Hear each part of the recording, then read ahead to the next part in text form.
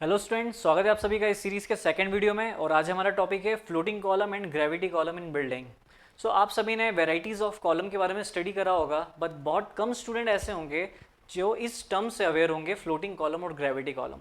सो इस वीडियो में हम डिस्कस करते हैं क्या होता है फ्लोटिंग कॉलम, ग्रेविटी कॉलम क्या होता है, हम क्यों प्रोवाइड कर रहे हैं, क्या क्या एडवांटेजेस हैं और क्या क्या डिसएडवांटेजेस। तो चलिए स्टार्ट करते हैं। यहाँ पर आप एक बिल्डिंग की इमेज देख रहे हैं। यदि मैं कन्वेंशनल बिल्डिंग की बात करूं और कन्वेंशनल बिल्डिंग में लोड ट्रांसफ़र की बात करूं, तो लोड कैसे ट्रांसफ़र होता है। सबसे पहले लोड जाता है स्लैब पे, स्लैब से जाता है बीम पर, बीम से कॉलम पे, कॉलम से लोअर स्टोरी के कॉलम पे एंड फाइनली फाउंडेशन पे। बट मान लीजिए कि आपके पास एक ऐसे कॉलम्स हैं जो फाउंडेशन पे लोड ट्रांसफ़र ना करते हुए वो किसी बीम या स्लैब पे लोड ट्रांसफ़र कर रहे हैं। उस टाइप के कॉलम को हम कहते हैं फ्लोटिंग कॉलम और stub column, STUB, stub column. ठीक है, जैसा कि इस इमेज में आप देख सकते हो। यहाँ पर देखिए ये एंड वाले जो भी कॉलम्स हैं, ये अपर स्टोरी से जितना भी लोड आ रहा है उस लोड को ये वाली हेवी बीम पर ये प्रोवाइड कर रहे हैं। सिमिलरली ये जो सेंट्रल कॉलम आपको दिख रहा है, ये भी इस वाली बीम पर टोटल लोड को ट्रांसफर कर रहा है, और ये अगेन ये एंड कॉलम जो है वो बीम पर लोड को ट्रांसफर कर रहा है। सो ये पूरा का पूरा अपर स्टोरी का जो लोड है वो बीम पर ट्रांसफर हो रहा है। दैट मीन्स इस बीम को काफ़ी हेवी डिज़ाइन आपको करना पड़ेगा। इस बीम के डिज़ाइन के लिए आपको काफ़ी प्रिकॉशन की नीड है, क्योंकि जितना भी टोटल लोड आ रहा है वो as a concentrated load act हो रहा है बीम के ऊपर। कॉलम के थ्रू जितना भी लोड बीम पर एक्ट हो रहा है वो as a concentrated load, as a point load act हो रहा है। दैट मीन्स स्ट्रेस कंसंट्रेशन वहां पर हो रहा है, और किसी भी बीम, किसी भी स्ट्रक्चर पर यदि कहीं पर भी पॉइंट लोड लगता है तो वो काफ़ी डेंजरस होता है। सो यहाँ पर इस बीम को डिज़ाइन करने के लिए, जिसमें इतना हेवी लोड आ रहा है, इस बीम को डिज़ाइन करने के लिए आपको काफ़ी प्रिकॉशन की नीड है। इस बीम की शेयर कैपेसिटी काफ़ी हैवी होना चाहिए। दैट मीन्स आपको इस बीम को as a deep beam design करना है, as a deep beam. Clear. So देखिए इस इमेज में आप देख सकते हैं, यहाँ पर आपको कॉलम दिख रहा है। ये जो कॉलम है ये ऊपर का लोड स्लैब पे ट्रांसफर कर रहा है, फाउंडेशन पे ट्रांसफर नहीं कर रहा है। तो ये किस टाइप का कॉलम है, फ्लोटिंग कॉलम। क्लियर। इस इमेज में भी आप देख सकते हैं, यहाँ पर ये जो कॉलम आपको दिख रहा है, ये कॉलम भी कहाँ पे लोड ट्रांसफर कर रहा है, स्लैब पे लोड को ट्रांसफर कर रहा है, फाउंडेशन पे ट्रांसफर नहीं कर रहा है। दैट मीन्स अगेन ये क्या है, फ्लोटिंग कॉलम है। अब क्वेश्चन ये आता है कि हम फ्लोटिंग कॉलम आखिरकार प्रोवाइड ही क्यों कर रहे हैं, क्या क्या एडवांटेजेस और क्या डिसएडवांटेजेस है। सो इस इमेज से हम समझते हैं क्या क्या एडवांटेजेस है और हम क्यों प्रोवाइड कर रहे हैं। सो आप देखिए ये जो कॉलम आपको दिख रहे हैं ये सब क्या है, फ्लोटिंग कॉलम्स हैं। ये सारे कॉलम क्या हैं, फ्लोटिंग कॉलम, क्योंकि लोड को बीम पे ट्रांसफर कर रहे हैं ये। ठीक है, फाउंडेशन पे ट्रांसफर नहीं कर रहे हैं। अब फ्लोटिंग कॉलम इस बिल्डिंग में प्रोवाइड करने से फ़ायदा क्या हुआ, क्या एडवांटेजेस है। तो देखिए आप जो ग्राउंड फ्लोर है उस पर काफ़ी एरिया आपको मिल गया है, कॉलम फ्री एरिया काफ़ी ज़्यादा मिल गया है। तो यदि मान लीजिए कि ये commercial, as a commercial building की तरह यूज़ होना है ये बिल्डिंग, सो वहाँ पर ये काफ़ी ज़्यादा कॉलम फ्री एरिया मिल गया है, जो कि कमर्शियल बिल्डिंग की रिक्वायरमेंट होती है। ठीक है, या हम इसको ये बोलें कि यदि ये फ्लोर एज अ पार्किंग के लिए यूज़ हो रहा है, एज अ स्टिल्ट फ्लोर यूज़ हो रहा है, सो यहाँ पर इजीली काफ़ी ज़्यादा व्हीकल पार्क हो सकते हैं, क्योंकि कॉलम ऑब्स्ट्रक्शन नहीं बन रहा है, यहाँ पे कॉलम फ्री एरियाज काफ़ी ज़्यादा मिल रहा है। सो ये एडवांटेज हो गया। इसके अलावा और एडवांटेज की मैं बात करूँ तो यदि मैं कन्वेंशनल बिल्डिंग की एक बात कर रहा हूँ, कन्वेंशनल बिल्डिंग में ग्राउंड फ्लोर पे जो प्लान एरिया होता है वही फर्स्ट फ्लोर पर होता है, वही सेकंड फ्लोर पर होता है। सो आप मल्टी स्टोरी बिल्डिंग में देखते हैं फ्लोर प्लान सभी में क्या होता है, सेम होता है। ठीक है, लेकिन यदि मैं किसी बिल्डिंग पे फ्लोटिंग कॉलम को प्रोवाइड कर रहा हूं तो मैं फ्लोर प्लान को फ्लोर टू फ्लोर वेरी कर सकता हूं। ठीक है, हो सकता है कि मैं बीच के किसी फ्लोर को एज अ कमर्शियल यूज कर लूं, दैट मीन्स कि कॉलम फ्री एरिया कर दूं वहां पर। ठीक है, जो कि कन्वेंशनल बिल्डिंग में पॉसिबल नहीं था। सो फ्लोटिंग कॉलम का ये कुछ एडवांटेज हो। इसके अलावा और एडवांटेज ये है कि आर्किटेक्चरल पॉइंट ऑफ व्यू से भी फ्लोटिंग कॉलम को हम प्रोवाइड करते हैं। Architectural point of view that means what, कि बिल्डिंग काफ़ी खूबसूरत दिखना चाहिए, काफ़ी सुंदर बिल्डिंग दिखना चाहिए, ब्यूटीफुल। देखो जैसे इस बिल्डिंग को आप देखोगे तो कुछ यूनिक डिज़ाइन दिख रही है आपको। इस बिल्डिंग की क्या दिख रही है आपको, यूनिक डिज़ाइन। लोग देखेंगे अरे यार क्या बिल्डिंग की डिज़ाइन है। ठीक है, सो एक आर्किटेक्चरल पॉइंट ऑफ व्यू से भी क्या होता है, फ्लोटिंग कॉलम को वहाँ प्रोवाइड कर दिया जाता है। बट यदि हम स्ट्रक्चरल पॉइंट ऑफ व्यू से बात करें, लोड ट्रांसफर की बात करें, तो डिसएडवांटेज ये है कि लेटरल फोर्स के लिए ये बिल्डिंग जो है वो काफ़ी डेंजरस है। इस बिल्डिंग के कोलैप्स होने के चांसेस लेटरल फोर्स में मैक्सिमम है as compare to conventional building. क्योंकि कन्वेंशनल बिल्डिंग की यदि हम बात करें तो वो बिल्डिंग सिमेट्रिकल होती है।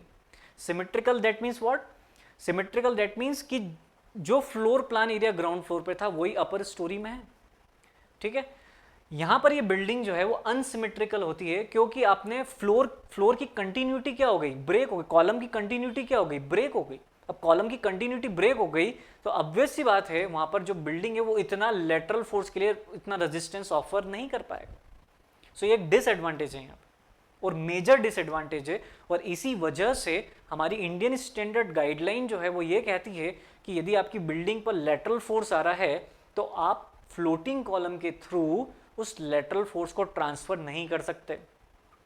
आप ऐसे कॉलम के थ्रू ट्रांसफर कर सकते हैं जो कि डायरेक्टली लोड को फाउंडेशन पे ट्रांसफर कर रहा है, बट वहां पर मान लीजिए किसी बिल्डिंग पे आपने फ्लोटिंग कॉलम को प्रोवाइड करा है तो floating column as a primary lateral load resisting system का पार्ट नहीं होगा।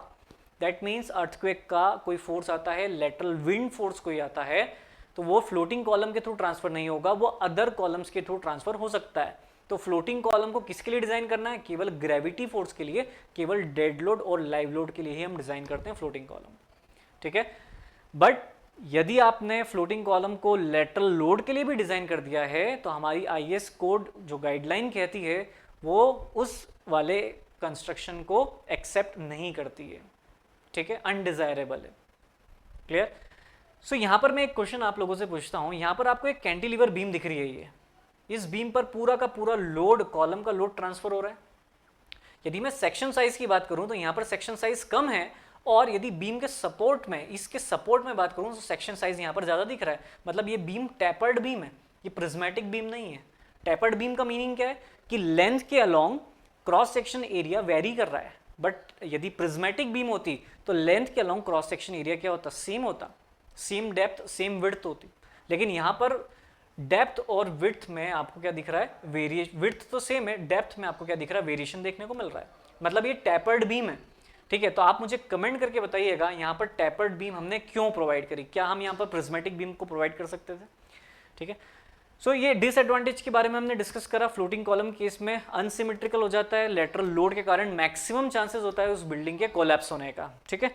एक और इमेज देखते हैं यहाँ पे, इस बिल्डिंग को देखिए आप, इस बिल्डिंग में भी यहाँ पर जो कॉलम्स होंगे ये किस टाइप के कॉलम्स होंगे, फ्लोटिंग कॉलम्स होंगे, ठीक है। वो पूरा का पूरा बिल्डिंग का लोड जो है वो किसके थ्रू ट्रांसफर हो रहा है, एक ये हैवी कॉलम के थ्रू ट्रांसफर हो रहा है। अब इसके लोड ट्रांसफर को आप ऐसे समझ सकते हैं, मान लीजिए एक ऑफिस की चेयर है आपकी, जो रिवॉल्विंग चेयर आती है जिसमें एक केवल वर्टिकल पोस्ट होता है, बीच में सेंट्रल कॉलम होता है जो पूरे लोड को ट्रांसफर करता है, जिसके नीचे व्हील लगे होते हैं।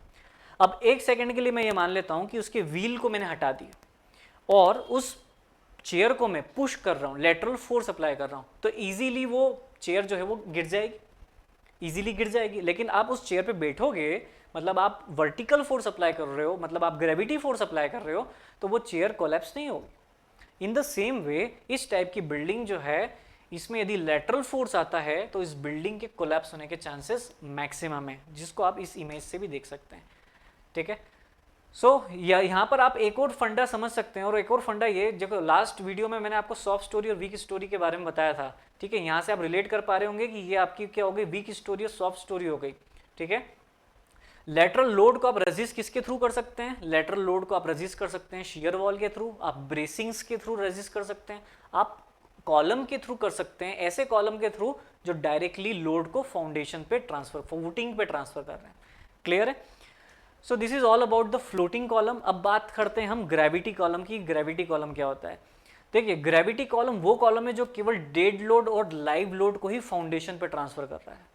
तो सर फ्लोटिंग कॉलम में भी हमने ये पढ़ा, नहीं, फ्लोटिंग कॉलम में आपने ये पढ़ा कि डेड लोड और लाइव लोड को ट्रांसफर कर रहा है, वो फाउंडेशन पे ट्रांसफर नहीं कर रहा है, वो किसी बीम या स्लैब पे ट्रांसफर कर रहा है। बट एक ऐसा कॉलम जो केवल डेड लोड और live load, that means gravity load को ट्रांसफर कर रहा है, बट वो डायरेक्टली फाउंडेशन पर ट्रांसफर कर रहा है, उस टाइप के कॉलम को हम ग्रेविटी कॉलम कहते हैं। तो अब आपका क्वेश्चन आएगा, सर हम ग्रेविटी कॉलम क्यों प्रोवाइड कर रहे हैं।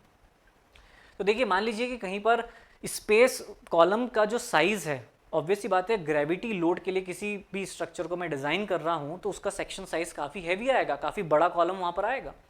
अब मान लीजिए कि आपको वहाँ पर स्पेस की रिक्वायरमेंट है, कॉलम का साइज को आपको रिड्यूस करना है। तो कॉलम के साइज को रिड्यूस करने के लिए वहाँ, इसका मतलब क्या है, इसका मतलब ये है कि कॉलम को मुझे लेटरल लोड के लिए डिज़ाइन नहीं करना है। यदि मैं केवल डेड लोड और लाइव लोड के लिए ही डिज़ाइन करता हूँ उस कॉलम को, तो उसका सेक्शन साइज कम आएगा, मतलब मेरी रिक्वायरमेंट फुलफिल हो जाएगी। तो इस कॉलम के थ्रू जो लेटरल लोड ट्रांसफर हो रहा था अब तो ट्रांसफर नहीं हो रहा है, तो फिर कहां से ट्रांसफर हो रहा है? तो अदर कॉलम्स के थ्रू ट्रांसफर हो रहा है ये लेटरल फोर्स जो आ रहा है। दैट मीन्स अदर कॉलम का जो सेक्शन साइज है उसको आपको बढ़ाना पड़ेगा। सो ऐसी रिक्वायरमेंट जहां पर केवल एक या दो कॉलम की सेक्शन साइज आपको कम करना है, तो आप केवल उन्हीं कॉलम को डेड लोड या लाइव लोड के लिए ही डिजाइन करेंगे। बाकी के जो लेटरल फोर्स है वो अदर कॉलम के थ्रू ट्रांसफर होंगे, या आप शियर वॉल के थ्रू भी ट्रांसफर वहां कर सकते हैं। क्लियर है बात? सो यहां पर आपने देखा ग्रेविटी कॉलम क्या होता है, यहां पर आपने देखा फ्लोटिंग कॉलम क्या होता है। आप कमेंट करके मुझे बता सकते हैं कि आपके इससे रिलेटेड कॉन्सेप्ट क्लियर हुए या नहीं हुए, या आपके दिमाग में और कोई टॉपिक है जिससे रिलेटेड आपको वीडियो देखना है, जो टॉपिक आपको एकदम क्लियर नहीं है, तो आप कमेंट सेक्शन में बता सकते हैं कि आप और किस टॉपिक पर वीडियो देखना पसंद करेंगे। Thank you.